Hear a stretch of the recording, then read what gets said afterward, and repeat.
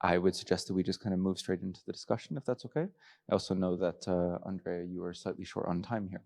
I mean, I would maybe like to offer an opportunity for Marina Otero to offer some thoughts about maybe the work that's been shown, but also, I mean, we've all collectively been spending the past few days on the site, and I think it would be, I would really appreciate hearing from you, and also hearing from all of you about, we have seen the site transformed for the anniversary events quite dramatically over the past couple days.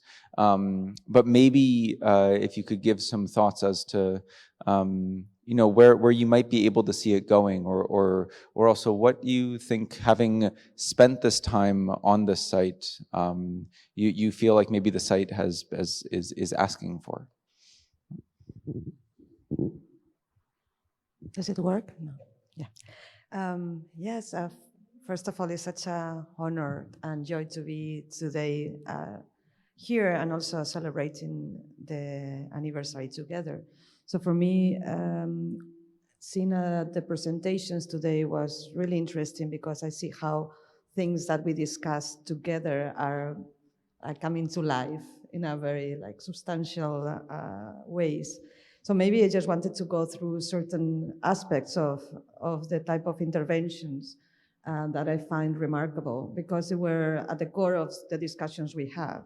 And it was exactly how possibly one could intervene in such a place and do an intervention that is meaningful and respectful and at the same time that has the power to actually represent those who were silent. So many different layers to take into account. And so first of all, what I find it really relevant is the way in which these architectures, and we discuss about it many times, are confident. So they are powerful in the way they are positioned, and yet they are humble. And I find it such an important way of thinking about architecture, the power of architecture that nevertheless holds a space. And they don't have to be shy because they are here to precisely tell a particular history and honor those who are not here, and honor also, they hold the tragedy, but also hold life, as Manuel was saying. So I found it that tension between the being confident and humble very beautiful, and I see that coming in all the different interventions. Then the other is the relation to the ground. That was one of the biggest discussions, how, I mean, architecture most of the times have a kind of, let's say, violent relation with the ground, because many times it's literally connected to it, and it has to be removed, the ground, in order to host architecture.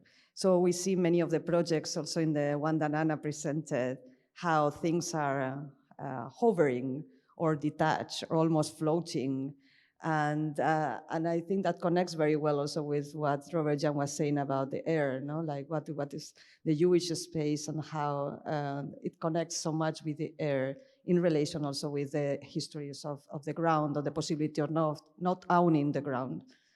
And then also the idea of the time, like how to be able to tell a story, to represent, but not to fix too much. So you can, all the projects in a way are opening up possibilities, literally, in some cases, they literally open up.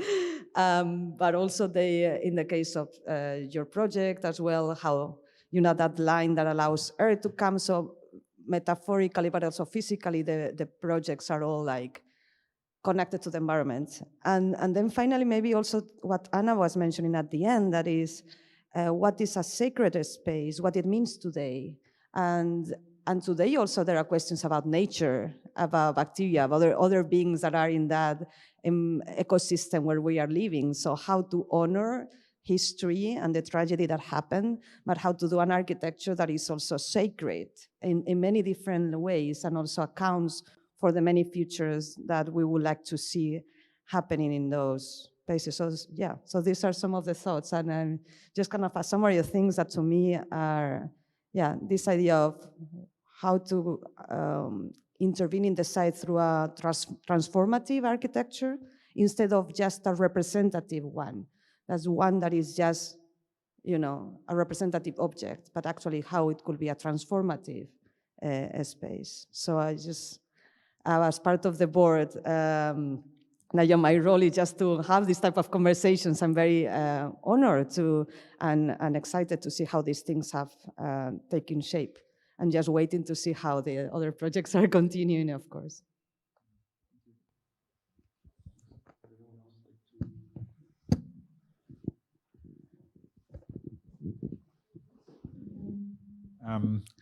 Yeah, I just would like I would like to say something because we started work on this under COVID, and I was unable. I was locked in Canada in a lockdown, the longest lockdown in the world we had in Toronto. So I didn't see the site until I came 2 days ago, 3 days ago. And what was for me remarkable is how surprised I was, how many things I did not expect. And I think that it's kind of interesting because the foundation gave me so much material, and still there were the ravines that remain for me was an incredible surprise. How in some way also how dangerous they were. I was with my mind I was going through the American or the Canadian building code, and was thinking, how is it possible? There are no fences here, no railings, no, and this is for me I think it was a very profound experience. The many surprises of a site I knew well through the documentation. And of course, the surprise continued with the synagogue, that I thought I knew everything about the synagogue. And there it was, and it was the physicality of it was overwhelming. And, and I had gone through the thinking of what the synagogue could be.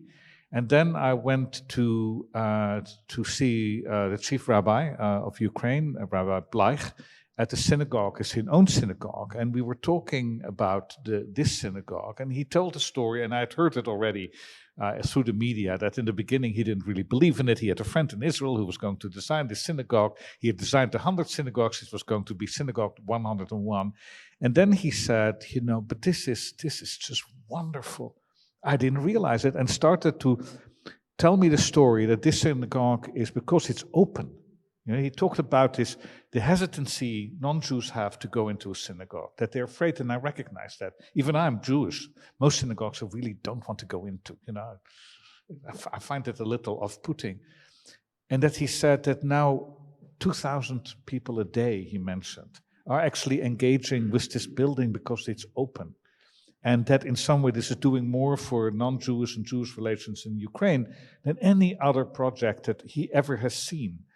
And I now didn't expect that. Had every possible narrative in my head about what the synagogue could be, but the fact that it's open and that actually it is working in this way to actually create a new future, both for Jews and non-Jews in Ukraine, was unexpected. So for me, I must say, and of course, I have to say yesterday, I had a total meltdown when the cantor showed up in the, I was crying, and I'm crying now when I'm recalling this moment, and I have to, I presume, congratulate Ilya on this one, to have the cantor who was born on the day of the massacre to be present there and to actually sing the prayer for the dead. And I was thinking, God, of all the things in the world that I expected, this was not what it was.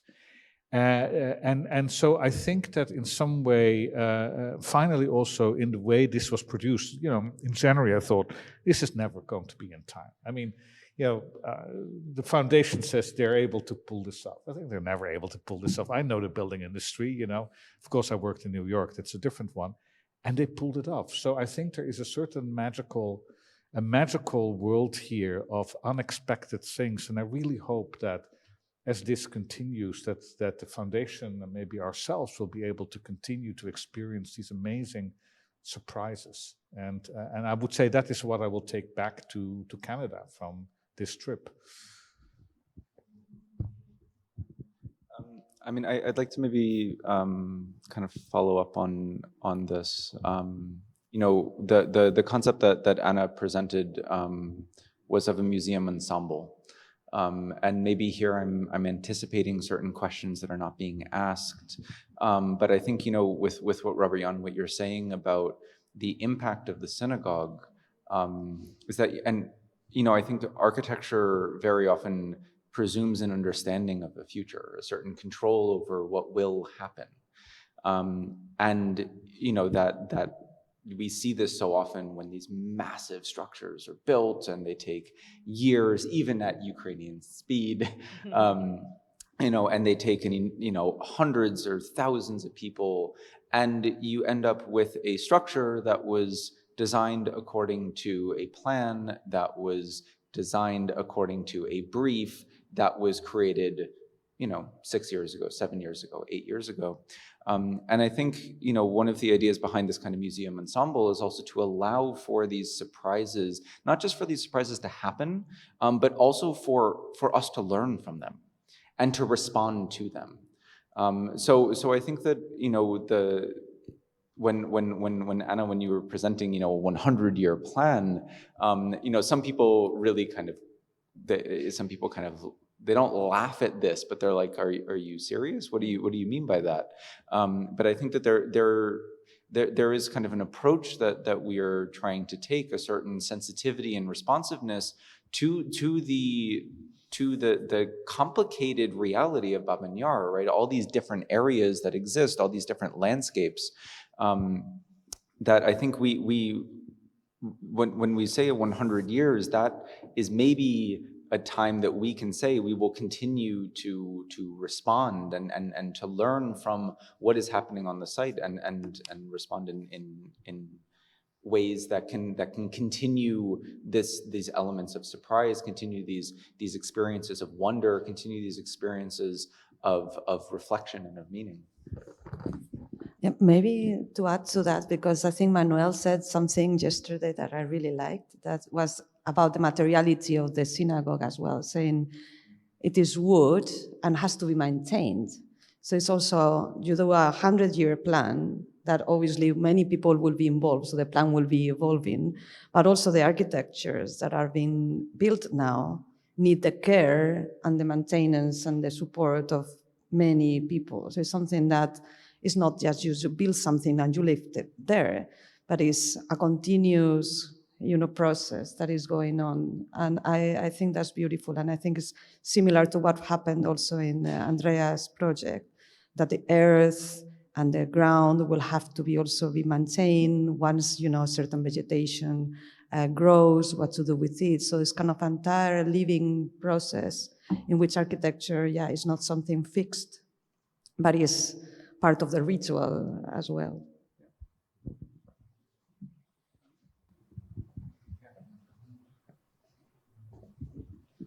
No, I mean, I think that there's, there's often a question asked. So what's it going to look like, right? Or what's it going to be? And I think, maybe the point is, like, the entire point is that we don't know, right? And that's why we're doing it, right? Because if we pretended like we knew, we wouldn't. But I think, that this process of development, this process of intervention, this process of memorialization. I mean, what we are trying to do here is itself an act of memorialization. And I think, the way that this has been kind of anchored onto the site, I mean, through the synagogue and through the kurgan as these first steps, I think that they really set a certain standard for, as you were saying, a certain confidence, a certain legibility, but also a certain interactivity and engagement that is I don't know. I mean, it's something that is very powerful within both of your projects. And, I think if we reflect a bit on how Holocaust sites have been commemorated in the past, I think that it is not enough to just put information on a wall. Like, I think both of your projects really show how that visitors need to they need to be engaged. It needs to be, this process of memorialization needs to act on a level of experience rather than information. And at least personally, I mean, I think, architecture is the most, well, at least classical medium to engage with the realm of experience and with the realm of affect in this way. Yeah, I don't know. If we look back into history of the last 80 years, how massacres, how sites of war have been commemorated through architecture, there has been a certain kind of genre. And I think what the Babyn Yar Foundation and the Architectural Board is kind of stepping into is a very, very different kind of commemorative architecture. Now, I can speak about the synagogue because I know it, of course, best, but it stands maybe pars pro toto for the overall approach. No, I've once said it's maybe a synagogue like no other, but it's the most synagogish synagogue that we can imagine, and it's a commemorative building like no other because it is so fragile, because it is not imposing itself, because it's not this kind of forest of concrete as we have it in Berlin or so. But it's maybe the most commemorative way to commemorate because you always need to maintain it. But I don't want to put the synagogue in the center. I think it stands maybe pars pro toto for overall how, and with this I really also want to kind of give credit and applaud to the courage of the foundation, to the courage of Ilya, to the courage of you to push for something that really breaks ground of how we will in the future commemorate in a very different way and use architecture in a maybe much more powerful way. I think Babyn Yar will teach us something here. No, it will open a new chapter in how we commemorate, and I think that's fantastic.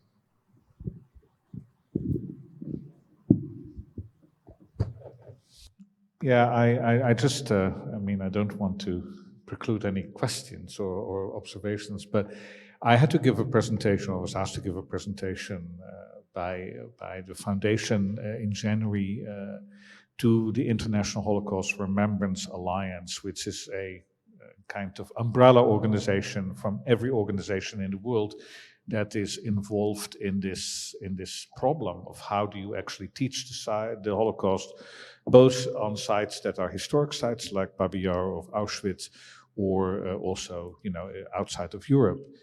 And I think that the bottom line, both of what I argued and what people accepted after our discussion, is that strangely enough, this is where it's happening right now. This place is breaking such new ground in asking new questions and coming up with original solutions that, I find this fact that in some way I stumbled on this site because I didn't look for this. You just get an email and you answer the email. But that to actually, I've been in this field for 40 years. And one site I know very, very well. I've been very closely involved in the development of Auschwitz. I wrote a master plan for Auschwitz in 1997 that was written into law. And to actually having for the first time this sense of actually being able to breathe. The problem is, the topic is that you can't breathe, literally. I mean, that is, you feel this sense of incredible, the restriction. It's always about the restriction. You cannot do this, you cannot do this, you cannot do that. Yeah, when you're dealing with these sites.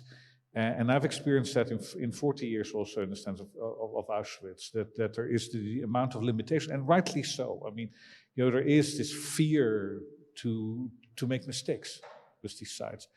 And I must say that if there is anything that I really admire in the foundation and also in the people who are, as professionals, architects being involved right now, is that actually there is no fear of making mistakes, because a mistake is not going to be the end of the world. You know, it is just going to be another experience that will come back, that allows us to maybe adjust the direction in the next iteration. And so I really hope that, you know, both in the work of the architectural board and also of the academic board and of course of the governing board, that there will be a continuation of this confidence that, you know, a mistake is not going to be the end of the road. This is not going to be an insult to the dead. Yeah, it is just us living, trying to in some way doing our very best, which is never going to be good enough in relationship to what happened, but in some way that it is actually a vitality to this process that I really think is unique. And I really hope that in some way it will not be institutionalized and become, you know, some way that it's going to be bound by so many rules. If you cannot do this and you cannot do that, that ultimately it will become just like any of the other Holocaust-related sites.